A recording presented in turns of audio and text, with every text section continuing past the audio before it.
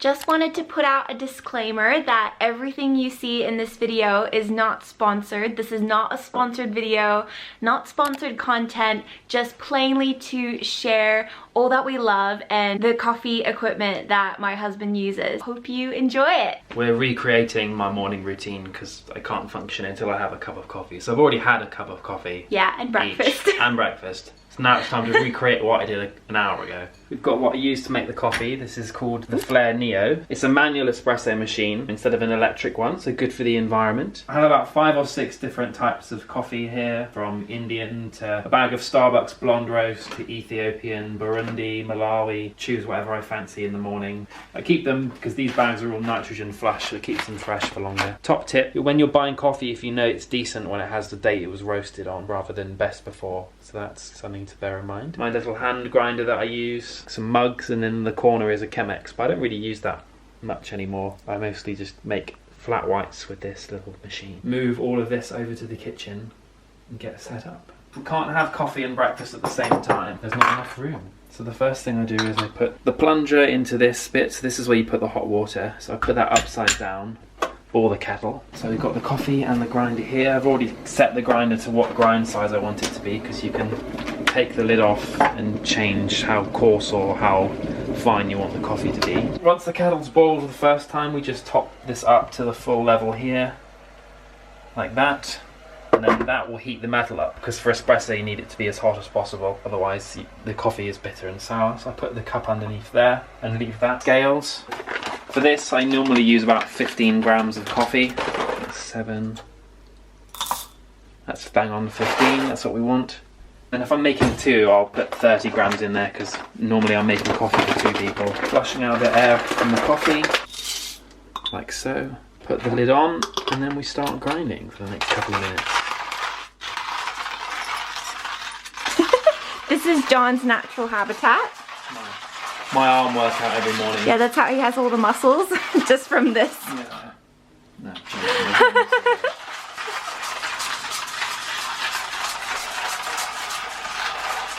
so I need an electric grinder eventually.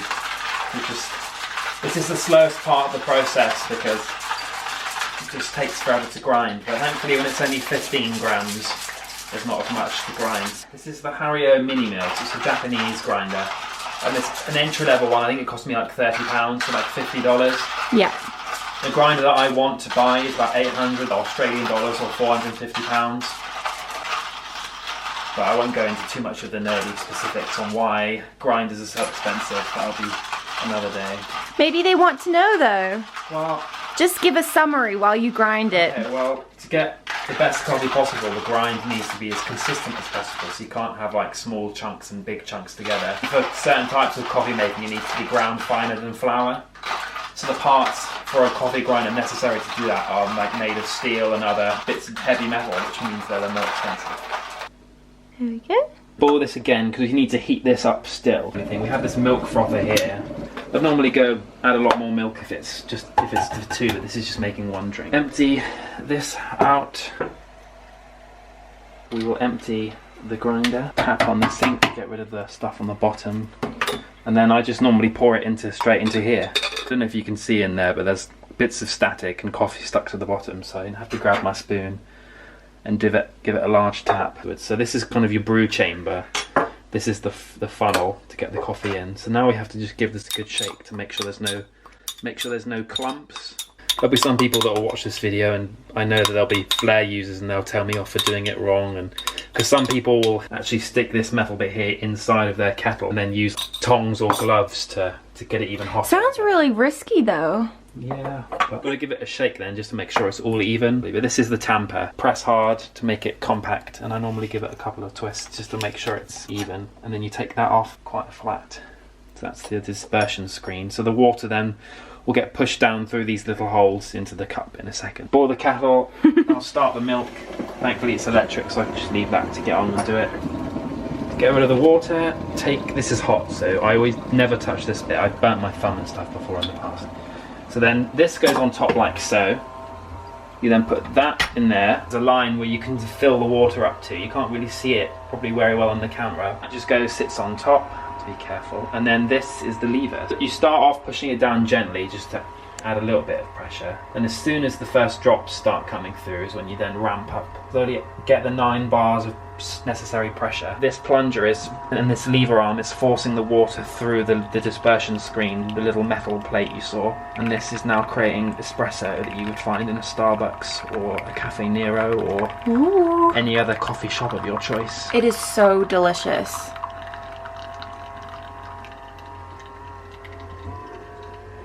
Look at that concentration. You have to actually put quite a lot of work. This particular model makes about 1.5 shots of espresso.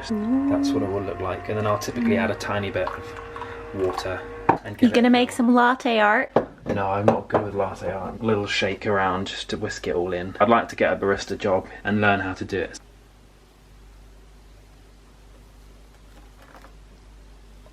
Ooh. Yeah, so that latte art was terrible. But it makes a nice kind of flat white or a latte. Get the cool like white spots in the centre. It's very creamy. We use semi-skimmed milk, so it's less foamy than if you used whole fat or oat milk, because we ran out of that. We normally use Oatly, the Barista one, the grey one. That froths really well. But this is an Indian coffee bean from Mysore, near Bangalore, middle of the country. I typically go for, we usually only really drink milk-based coffees rather than espressos like shots or black. I usually go for the more chocolatey flavoured coffees rather than ones that are more kind of fruity or floral. After we finish the coffee, it's to wash all of this stuff up. You're very good with the cleanup. Yeah, so to clean up is really easy. You're not supposed to use soap with this because the soap can get into this bit here and you get soapy coffee. The coffee grinds in the bin rather than the sink because it will clog up your pint. Put it under the cold tap because this will cool down rapidly. The moment it's really hot, a lot easier to touch. This cold water and then this soap. This is your pressurised portafilter. As you can see, it's only got 1 hole in it. You've got your coffee in here, lid on top. Water goes through these tiny holes when you pull the lever down, and then it's forced out of this tiny hole at the bottom. So it's pressurised. It does a lot of the pressure for you. And then this is just called your plunger and your brew chamber. So you put the water in there, put this on top, pull the lever down, and it forces the water through the coffee. This is just your tamper, and this is just your funnel. Would you like to try? Oh, yes. Oh, that's so good. Thank you. My handiwork. This is very much like the hipster coffee you get in London or in a family-owned cafe where everything tastes really good. It just tastes like that. And then in goes slots in here. Move that bit out of the way. There, and then that can just slot. That can just slot in. So people will take these on walking trips. They'll have their own mini electronic kettle that they'll have in their backpack. Plenty of people that we use this take it to the top of mountains or make coffee by the swimming pool and take it on holiday. That is it for today, and if you enjoy any sort of coffee related things, please comment them down below. I will leave everything that John uses in this video in the description so you can check it out yourself and make really delicious coffee. It's just really fun if you're a coffee lover. So I'll see you guys next week. Bye.